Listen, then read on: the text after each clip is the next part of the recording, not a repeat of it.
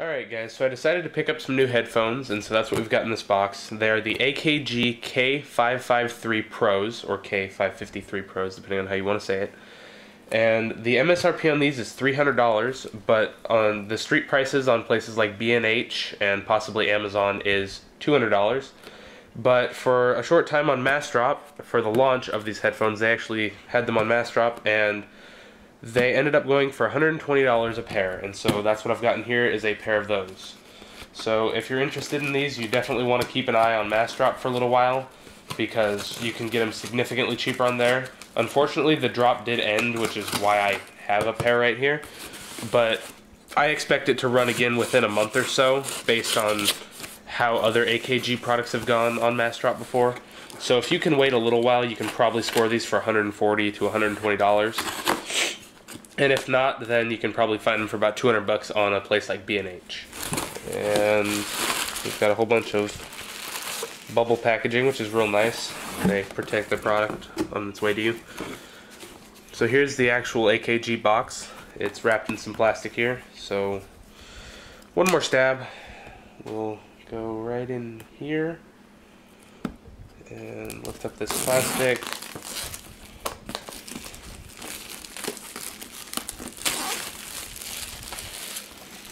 So what's interesting about these headphones is that they are a closed back by the way that you look at them and the way they're designed, yet they have a sound stage that's closer to an open back headphone. So what that means is that obviously right here you can see this is all solid. Some headphones have like a mesh here, which helps you be able to hear sounds more three-dimensionally, like you can hear if something's behind you versus to your right versus straight in front of you. But those will often have like mesh right here, which the problem with that is then the sound comes out both sides, obviously, including out of the mesh and into the room you're in.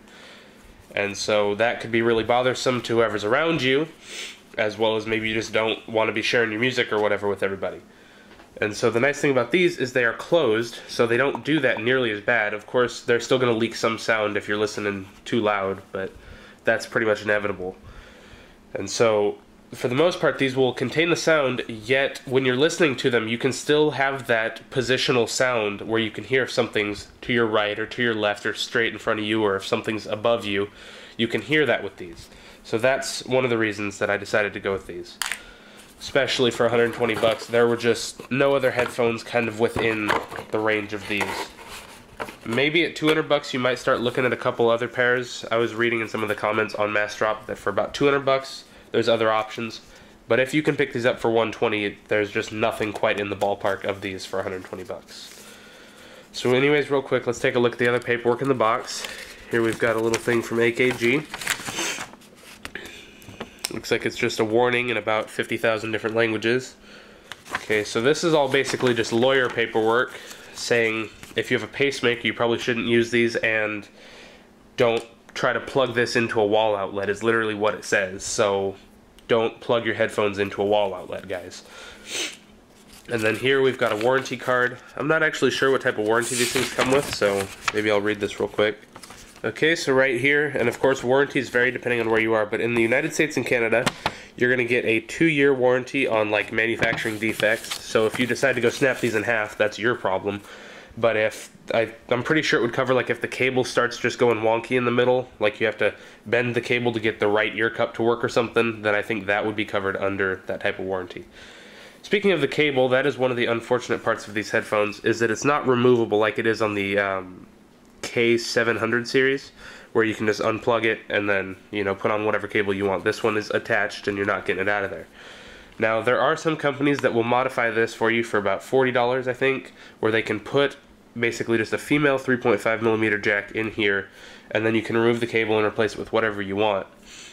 But for the time being, I'll use this cable, and if the cable does break, first of all, I'll look into the warranty, and if that's not a good option, then I might consider that mod. But for now, this should be plenty fine.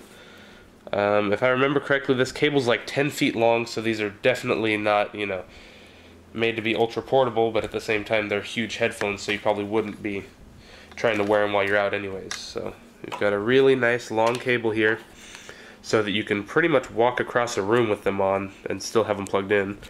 And taking a look at the audio jack here, you can see if we unscrew it, you've either got the option for a 1/4 inch jack or a 3.5mm jack. And so most of us will probably be using this smaller jack here just because of, you know, phones and iPods, and most computers all have that.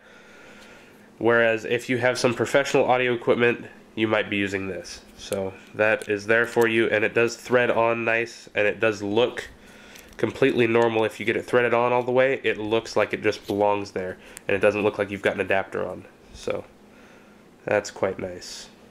So now we'll take a quick look at some of the features of the headphones. So here you can see that these cups can rotate flat, so you can lay them down if you wanted to, you know, put them in a backpack or something. Honestly, they're not super huge this way. I think you could still transport them like this, no problem. But, I mean, they fold if you want them to fold. And then your bands here expand out on both sides, and you've got some numbers here. So if you have a particular setting that you like, you can remember it if you let somebody borrow your headphones or something. Or if you have to press them down to take them somewhere, then you could just pull them right back out to your number, and then they'll fit just like they did before you took them off.